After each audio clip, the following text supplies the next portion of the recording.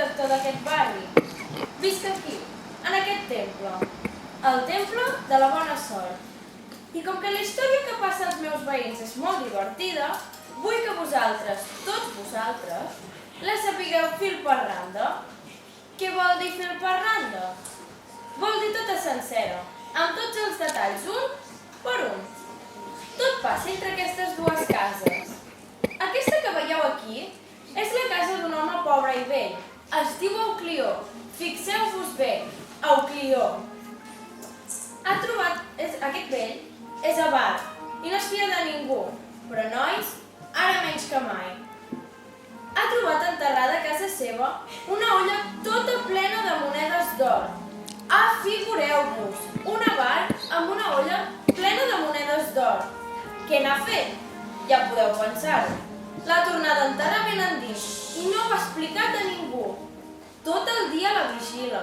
De nit no dorm de por dels lladres. De dia no està tranquil ni un moment.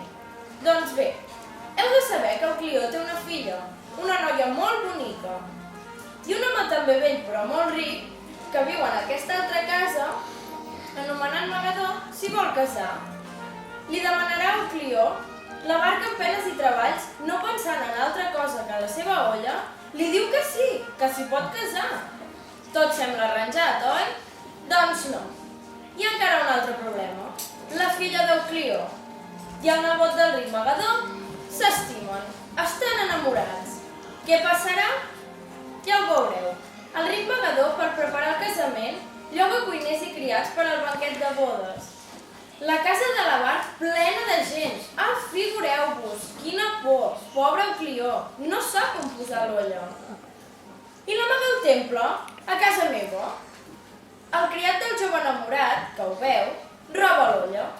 Penseu-ho bé, l'olla robada. I ara ve la pregunta.